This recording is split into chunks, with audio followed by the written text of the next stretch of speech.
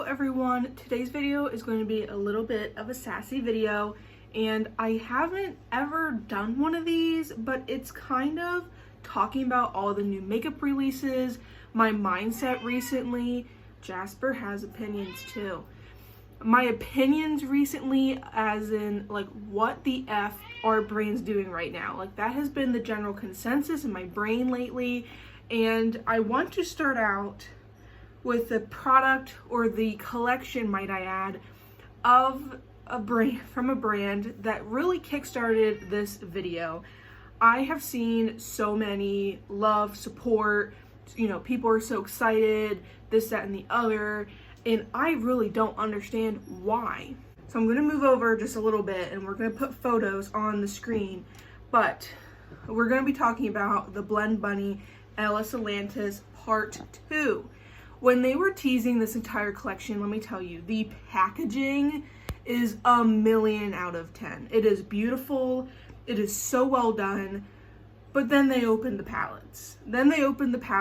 And we're like, what the F do you think you're doing? The palette that has all the shimmers, that totally, you know, encompasses the outside packaging. It totally makes sense, especially since the Ellis Atlantis palette 1, or I guess collection 1, was an entire gigantic tabletop of a palette full of rainbow colors from dark to light. So it was full of matte rainbow colors, so it makes total sense for, you know, this smaller, you know, I guess companion palette to be in this collection.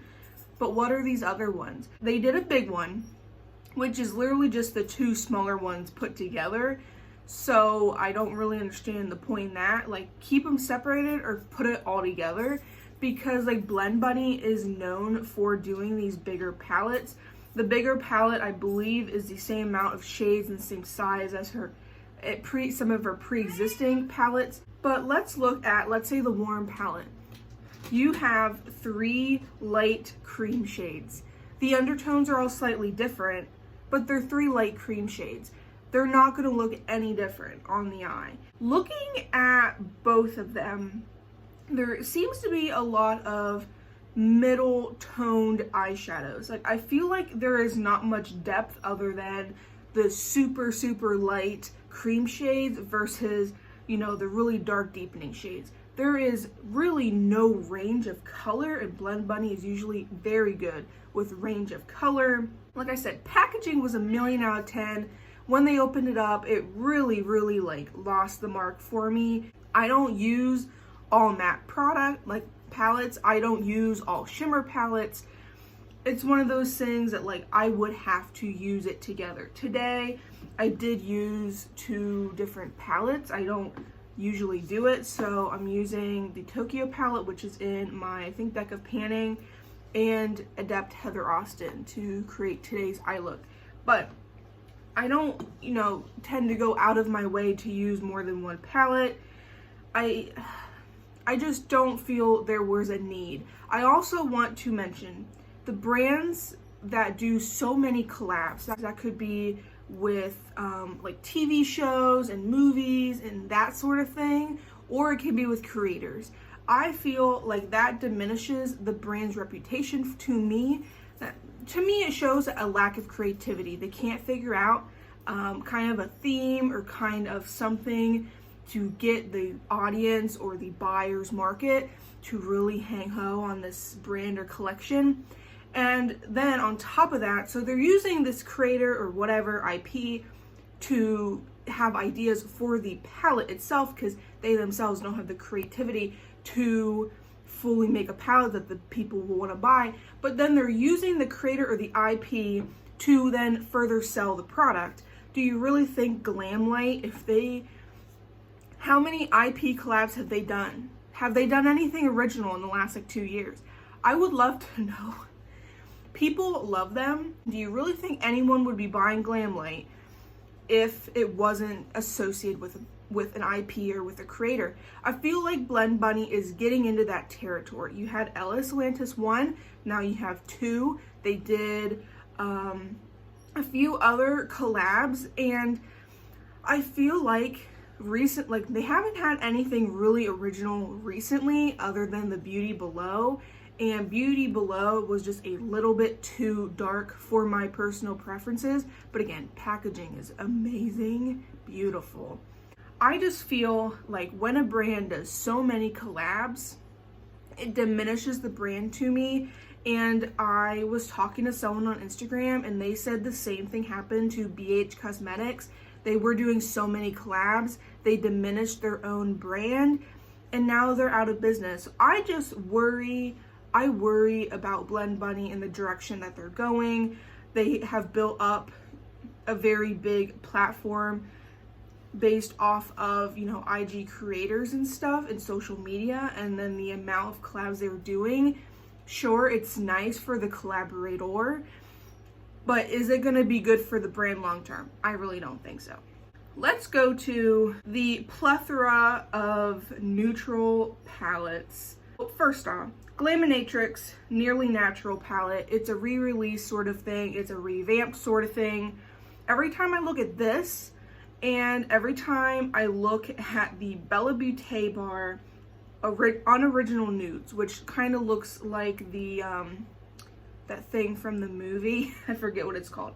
Every time I look at those two palettes, I think of my Morphe No Silent Nights. I have kept this because it is a beautiful range of neutrals.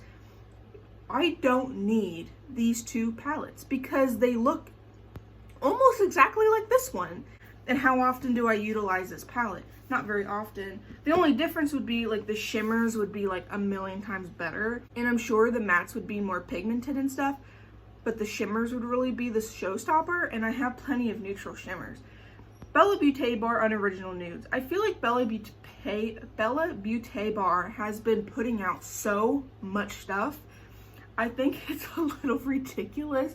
I feel like they're always putting something new out recently. Is that just me? I have no clue. But I feel like I only have one palette from them. I think the pricing along their entire lineup doesn't make any sense. I've mentioned that before. And I don't really know how expensive this is, but I'm sure it's like high 70s, almost $80, and I don't think that's right. And with the Glamatrix, it is currently, I believe, on sale for like 20 some dollars off, and I have almost bit the bullet on Glamatrix for this palette. And then I've also almost hit the bullet for the Tones of Turd palette, which I'm not going to talk about that palette today because that palette is beautiful and stunning, and there's a lot of extra drama that I'm not getting into.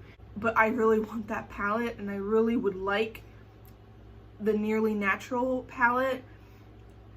Do I need it? No. I probably could create a very similar look to what I have today. I can probably dupe out most of the shades in this palette. I don't need the Nearly Natural. I am a lover of color, but I'm also a sucker for neutrals, and it was a very good idea for them to like revamp the previous Nearly Natural, because that's how I figured out Glamatrix, and then they got rid of the Nearly Natural, and then so like I've been like watching what they've been doing. I really like the revamped one. Let's talk about Simply Posh Cosmetics. I have two Simply Posh Cosmetics. Both of them are extremely different from each other. We have this one, there's missing shade, BYOP coming soon, but very different. And then I have the Coastal palette, missing a shade, but this, I just did a 3 looks on palette with the Coastal. They came out with the Down to Earth. I have mentioned this in my Simply Posh video. You look at their packaging, it is so, shall I say, boring. Like, they have some sort of, I guess, free photo from the internet. Like, this is just snow. Then they took, you know, a text box, put it not even in the center. It's not even in the center of the palette. It's a little bit higher than the center of the palette. Put Snow Angel on it. Well, at least they're consistent, because Coastal is a little bit above the middle as well. So, you know, you take a free photo from the internet and you plop it down and you put a little text box a little bit higher than the middle of the palette and you write Coastal, and you know, you just find a cute little font or whatever. Another thing with Simply Posh is, I guess, the range of depth in the palettes. A lot of people have complained. that, you know, this is just a lot of light and mid tones. You know, they're very accurate. Snow Angel, you know, a lot of light and mid tones. I mean, this is a little darker, but really when you blend it out, not really. This new palette, Down to Earth, I'm gonna put the outside of the packaging on the screen. How more boring can you get? I feel like Simply Posh does not do outside packaging justice, and I really feel like they would benefit more from getting some sort of artist to put something on the front of their packaging, because they have a really nice formula, and I feel like it's wasted when you put it in such a bland packaging. And like, these are sturdy palettes. Like, these are very nice cardboard palettes, nice big mirror. Like, the packaging itself is beautiful, like really sturdy. I like the size, it's not too thick. Really enjoy the physical packaging, not the design on the packaging. I have a theory that all these brands are in like cahoots with each other, and then they kind of just do the same color story and see who gets the most sales or something. That's kind of my mentality, because doesn't this palette look so similar to the Nomad Route 66? Does it not look almost the same? You have half of it being the greens and blues, and then the other half are warm neutrals. Granted, these are not like yellow or oranges, but it's the same color story. It's the same color story. I have this palette, same color story. So many people said it looks so similar to Coastal. And there was a picture comparing the two. I'll put their picture up because it looks better. The picture of comparing the two palettes. They're so similar. Sure, you know, they don't have any of the exact same shades, but it's the same palette, just different tones, different intensities. And I want to showcase this. Look at the mattes. Can you see? Look at the mattes. Do you see how they have a cute little imprint on them? Little seashells. That's that palette. Then you have the Snow Angel. Do you see in the mattes, there is an imprint of a snowflake. Another thing that Simply Posh does so well is they imprint the shadows that go along with the theme of the palette. They have always done this. They have done this for a very long time anyway. Do we see any imprints on any of these shadows? No, we don't. And I feel like I saw someone on their story say that this is a more expensive palette than their other ones. I'm telling you right now, sure, there is a bigger range of color, I guess, like depth of the palette. They have improved in that regard, but where is the mark on the Simply Posh palettes? Like, the packaging is even more boring than the previous ones. Then you have a lack of imprints in the shadows, which makes me feel like this is going to be a cheaper formula if they were not able to afford like, even put a leaf, you know, down to earth leaf, put a leaf imprint on all your mattes. Like, I just feel like that kind of cheaps the palette out, because you're not going the extra mile to pay for a stamp to just stamp on all your mattes. Like, I feel like this may be a cheaper formula, and I'm certainly not going to be buying it. I have these two palettes. I'm happy with these two palettes, and they're very different from each other. I'm very disappointed in Simply Posh for this palette, I'm not gonna lie. Talking about Glamatrix again, they came out with Bonfire. This palette, the physical size of it is not like the other ones, which I hate when brands do that. I want them to be all the same. I don't understand the love for this palette that some people do. I like that it's at least 50-50 matte and shimmer, but I feel like it's one of those things that, like, if you had it, I'm sure you'd make pretty looks with it, but it's not something you want to go out and buy, especially for whatever price tag they're putting on said palette. Nothing in this palette's really speaking to me, and I really don't understand why it's so popular, why people are like so gung-ho about it.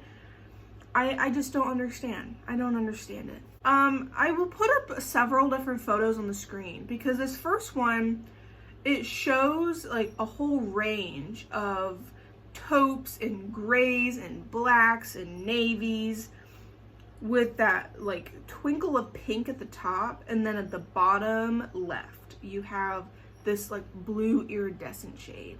You look at this palette in different lighting, it doesn't look good at all. It doesn't look good at all. And I just don't think this was a very good mark for them. It's called Smolder.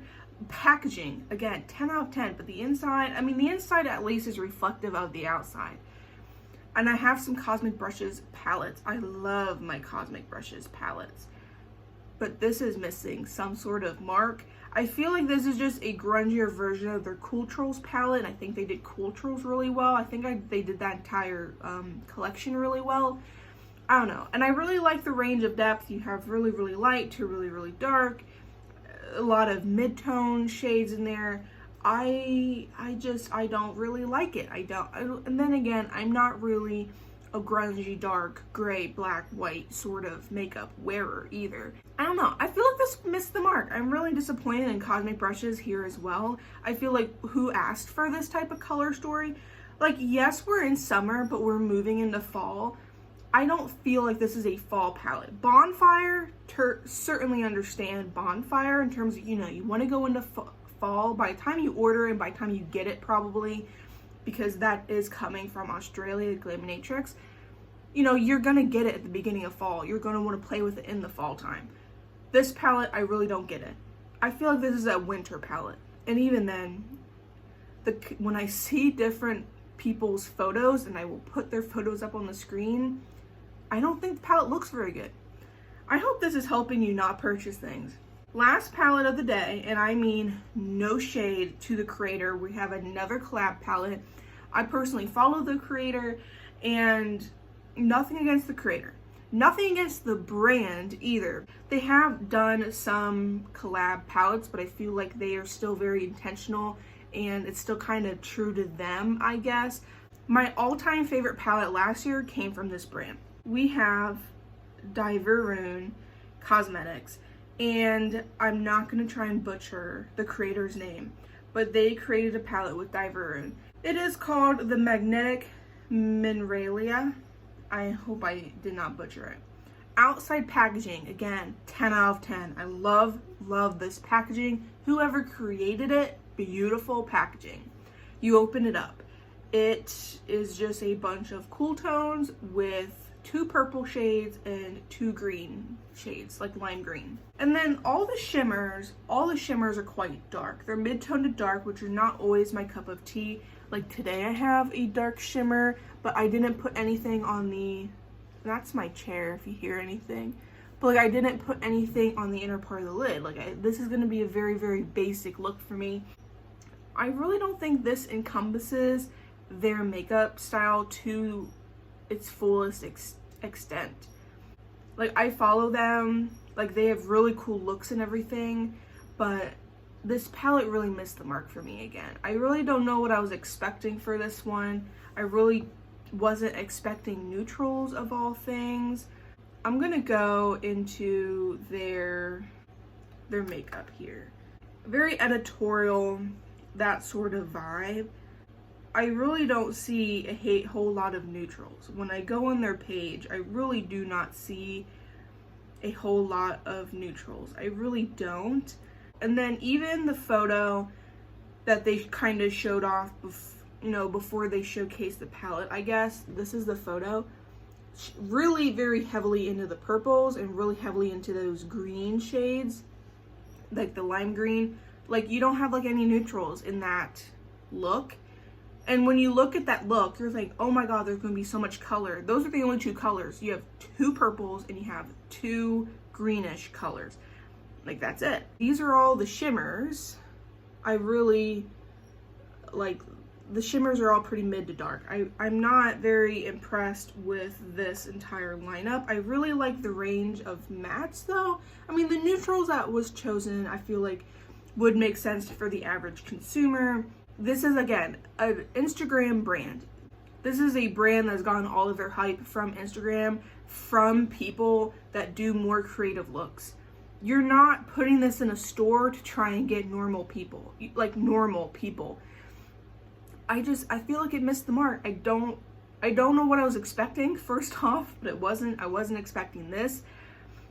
Like, a lot of these releases, I have just kind of been like, what on earth are we doing recently? Like, that has just been my mindset, which is good for me because I am saving money, first off. But like, you know, I kind of already have that Simply Posh palette. I kind of already have the Simply Posh palette. I already have that one Glamatrix and the one Bella Beauté bar palette. I'm sure I can dupe out these other palettes. Overall, they missed the mark for me. I really hope you enjoyed today's video and it's going over these new releases. Maybe I'm helping you talk it out. Maybe I am giving you the things you need to hear. You don't need the palette. You don't need to spend your money on these palettes. And you can support a brand by not purchasing the palette. Trust me, you can. I feel like that's the excuse, but I want to support the brand. You can support the brand without purchasing their brand new palette. And I feel like if brands really do want the support, I feel like they would try harder for their new releases. That's just my thoughts. I don't have anything with any of these brands. I do have a code with Bella Beauté bar, but that's the extent of that relationship, and everybody and their mother can get a code. It's very easy.